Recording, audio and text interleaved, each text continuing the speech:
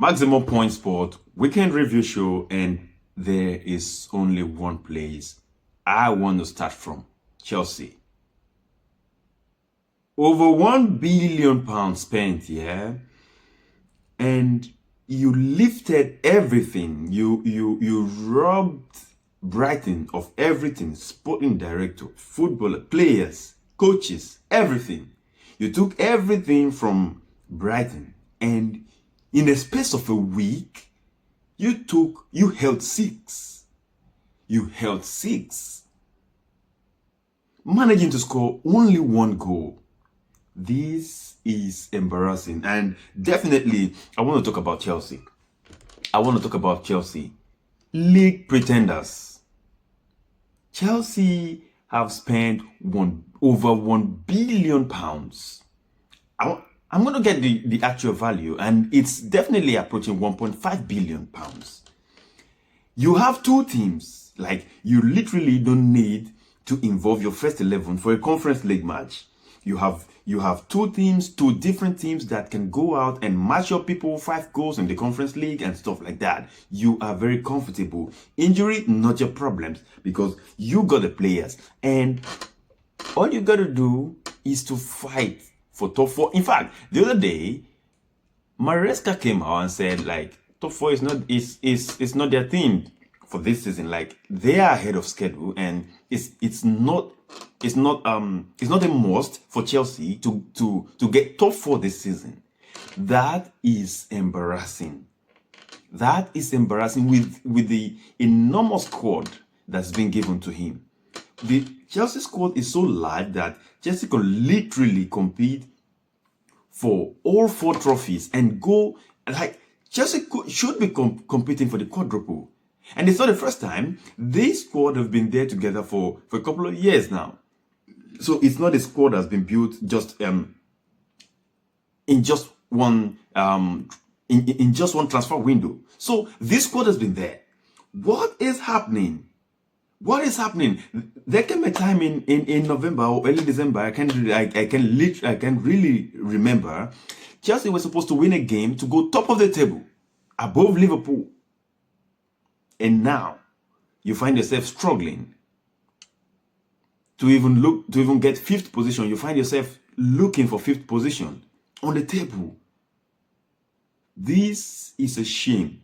This is an absolute shame, and I think look, this tells you that, you know, management is not really about what you've got, what you have to offer, what you've got to spend, or the passion. Management really is you really have to combine a lot of IQ to management. You brought in a lot of players, of course. Like, it is always good to buy young players. Of course, it's absolutely very healthy for any team to get young players, but you need to mix them up with experience. You need to mix them up with experience, definitely. And Chelsea is lacking that. And you see, this gung-ho football, I've always said that I'm not just a fan of that football.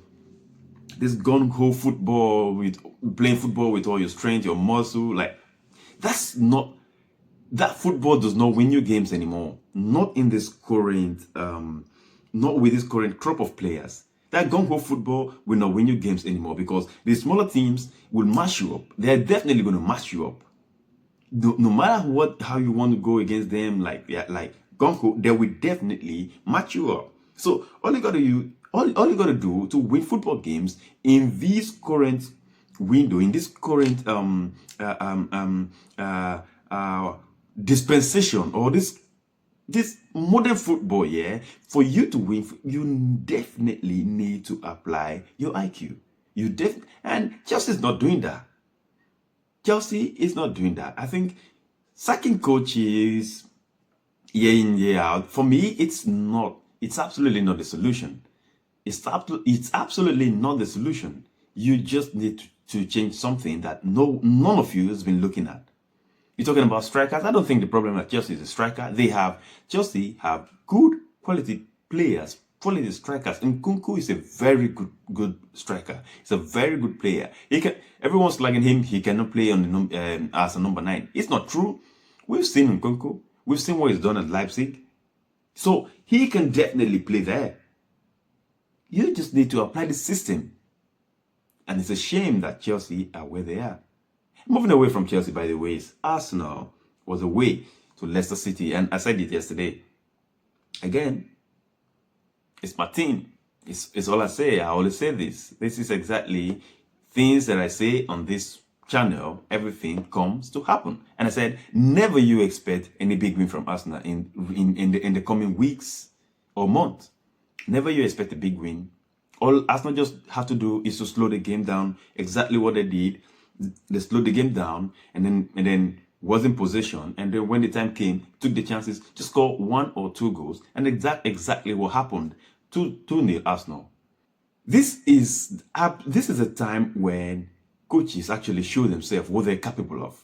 And that's why, for me, I still remain Mikel Arteta in. Like, Mikel Arteta has to, like, for me, he's still the guy to be there, even though he's done some mistakes that I really, really hate, especially the exit of Xhaka, the exit of Smith Rowe, and now him trying to make away with our left back, our natural left back, which is in Kieran Tierney. He is the most natural left back that we've got. But then he sidelined him. You know what I mean? So for me, he's made some mistakes, but still, there are reasons why I still want him there. That's because he knows what to do when to do it. You know what I mean? So it's not every game you go out and you just want to go and play like go all attack and you can just get scored. You can just concede from nowhere. And once you concede in Premier League away these days, once you concede and you're away, there's high chance you lose, no matter what team you are. Being you Liverpool, with CE, Arsenal, or whoever, you have a high chance of losing that game. You know what I mean? So he did the right thing, held the possession, played the game around, and of course, Ethan Nwaneri. What a player. What a player. In fact, let me call his name the way it's originally called is Nwaneri. You know, that's the original name of Ethan Nwaneri. You know what I mean? That guy is a bowler. He's a bowler. And I said it. I said all I wanted to see is Ethan Nwaneri and Zinchenko come on the pitch to add up to the 3 midfielders of Odegaard, Rice, and Partey. That will make Arsenal go a long way, you know, to play. Arsenal is definitely going to play better with those 5 in the midfield, with Trossard alone up front. And Mikel Arteta had to do what he does, and then he brought his friend. He started his friend, Sterling. Sterling is not a guy who's going to start a game anymore. I said that Sterling, for me, I know Mikel Arteta brought Sterling to Arsenal just as a pal, not for him to come and play football games. No, he brought him as a friend just to relieve him of his situation at Chelsea. So you could sense that when you say that Sterling was never angry when he was on bench all along. He was not playing football games. He was never angry, because for me personally, I believe that there was that natural understanding between him and Arteta. And you cannot be starting Sterling for these games anymore. Sterling is that 15 minutes player, like that 75 minutes guy that you just bring on to come and have some cameo. So you bringing in Sterling to start a game away from home, it's absolutely not the right decision, and it showed itself on. It actually proved itself on the pitch. You know what I mean? So please, Mikel Arteta, a message to you: you definitely have to forget about using Sterling in this crisis that we are currently. Forget about prioritizing Sterling. He's not a guy. Push Zinchenko to the midfield. Add him to the force in the midfield and see what Arsenal can do. Trust me, if the day Mikel Arteta is going to go full 4-5-1, yeah, with Zinchenko added to that midfield, anything, Arsenal is going to hold the ball very well, pass the ball around, and when you get the chance, just score a goal or 2 goals, and that's it. Game done. Our defense is okay. We're not scared. Nothing in the defense. So you definitely have to make use of that. Make use of what you got. And then, of course, set piece is definitely something you have to look into. look into, maximizing your set piece and then get goals out of your set piece, of course, everyone is scared of you already. So maximize it. Go get more corners, go get more set pieces and score goals from set pieces and defend it. That is the only way that we can keep pace with Liverpool. We are nowhere near the squad strength of Liverpool. Arsenal is nowhere near the squad strength of Liverpool right now. So these are things that you just need to implore or explore to be at pace with them. You know what I mean? But it was a good game. It was a good game, and it was really surprising that Mikel Merino came on as a striker, and him coming on as a striker to do all of that.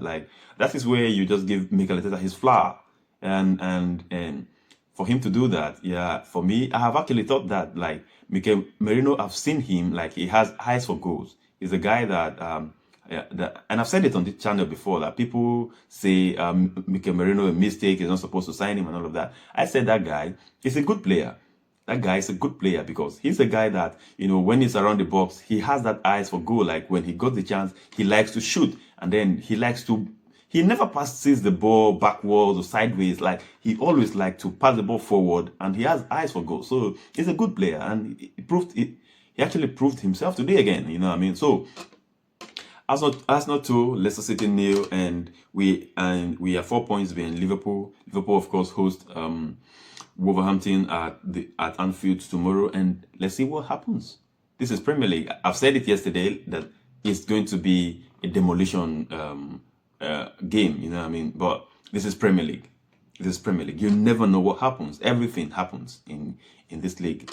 You know what I mean? So if Liverpool drop points tomorrow, it's going to be shameful. It's going to be shameful, and I'm really hoping for that, because I really want the Premier League to be more competitive, and then see the Premier League go down to April, down to the wire and stuff like that. I really like that. You know what I mean? So of course, the game against Newcastle, of course, Manchester City hosting Newcastle at the Etihad. That's the surprise game of the weekend. Of course, everyone was really thinking Newcastle were going to rock up to Etihad and and brush up Man City, but people don't look at records. Records speaks, and confidence actually speaks a lot when you have confidence over a team, and that's exactly what Newcastle is using against Arsenal, because in recent years they've won more games. They've won Arsenal many times in recent years.